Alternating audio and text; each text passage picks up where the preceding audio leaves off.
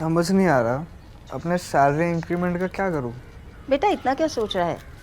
अपने mutual funds के SIP का टॉप अप करा ले। This is the right time.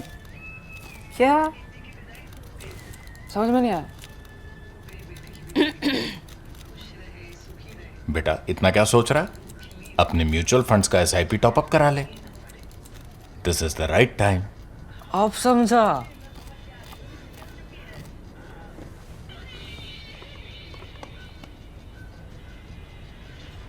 Mutual fund investments are subject to market risks. Read all scheme related documents carefully. The fakir was sitting cross-legged on a charpai, dressed in a lungi and banyan and surrounded by drying laundry. Farida Sayyid, as she sat herself on the wooden stool in front of him, imagined he was surrounded by the scent of flowers and a cool breeze. Faith is a strange thing. For the past hour, Farida had been stuck in an auto rickshaw, struggling through traffic to Chittagong's Halishar to deliver a message from her husband, Major Syed Farooqur Rahman, to the powerful mystic known as Andha Hafiz. In just hours, the Major was going to stage Bangladesh's first coup d'etat. But first, he needed to be sure the mystic saw doom in his enemy's stars. Forget it, Bangladesh's founding patriarch and President Sheikh Mujibur Rahman told the young officers who arrived in his office to kill him. The Pakistan army couldn't do it. You can't. He was, as we know, tragically wrong. That evening, 50 years ago this August, Sheikh Mujib was killed with much of his family, the journalist and author Anthony Mascarenhas recorded in a superb book. The assassins even shot dead his daughters-in-law as well as his youngest son, 12-year-old Russell. Anyone they could find. For weeks now, many in Bangladesh have been wondering if the country's dysfunctional democracy is again driving it towards military rule. Large-scale mob violence, often pitting young people against police, continues to claim lives 6 months after it forced Prime Minister Sheikh Hasina from office.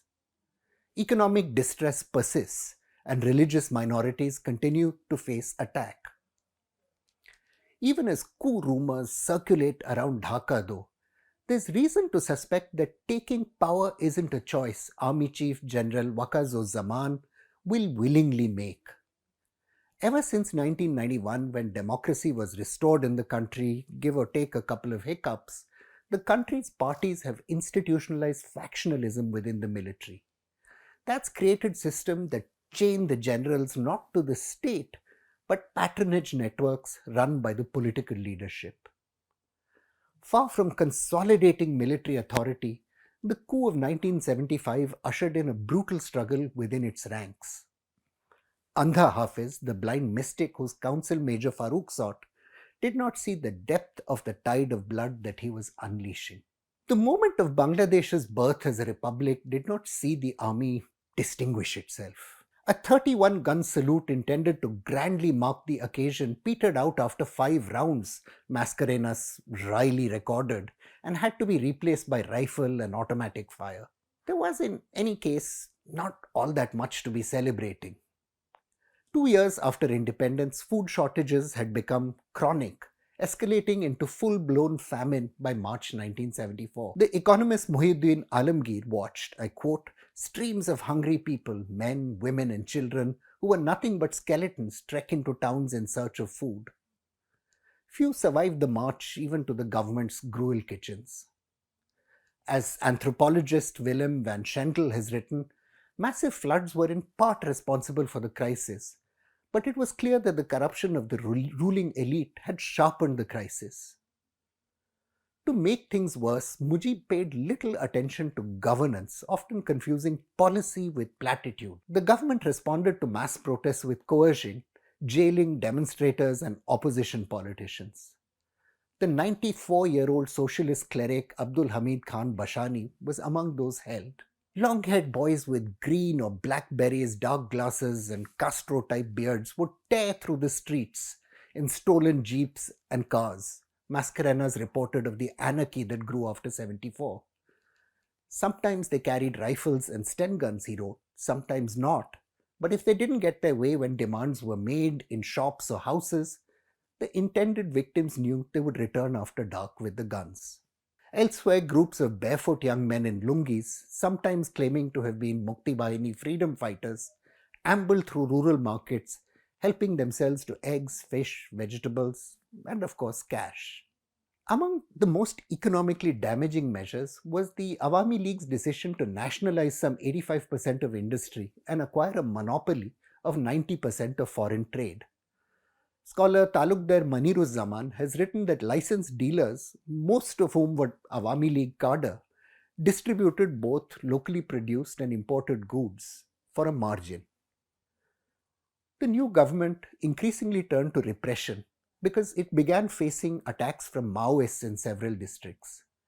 In December 1974, Mujib proclaimed a state of emergency and dismantled what little remained of the constitution the following year by instituting a one-party state led by what was called the Bangladesh Krishak Shramik Awami League, or BASKAL. The scholar Habibul Haq Khonkar argues that this one-party state rested on very weak foundations. Fearing the power of popular individual freedom struggle commanders, among them the legendary Kader Tiger Siddiqui, also meant that many individuals who played a role in the freedom movement were sidelined. These were people with genuine popularity. Awami League politicians with no role in the war nor experience in governance came to control the bureaucracy. Large numbers of commanders from the ranks of the Mukti Bahini, meanwhile, turned from military life to careers in politics. Farooq's coup of August 1975 didn't last very long. The clique of major rank officers who made the coup chose not to return to their military duties and instead operated a government from the president's official residence. To protect it, they placed a unit of the Bengal Lancers Regiment and a tank unit with 4 Russian T-54 tanks, which had been donated by Egypt in return for a shipment of Bengali tea. Khondakir Mushtaq Ahmad, among Sheikh Mujib's closest political aides, declared himself president and promptly ordered the killing of many of his most prominent colleagues. The new regime promptly replaced the military service chiefs, General K.M. Shafiullah and Air Vice Marshal A.K. Khondekar. Their replacements, General Ziaur Rahman and Air Vice Marshal M.G. Ghulam Tawab, however, understood that absolute power had now come to lie with these young officers, not the military's chain of command. Thus, a second coup d'etat was staged in November 75, this time by the army's senior leadership. Like the first coup, the circumstances were chaotic. General Zia, the army chief, refused to support the coup plotters in clear language and was placed under house arrest. The second most important army officer, General H.M. Ershad, was away in India attending a staff course.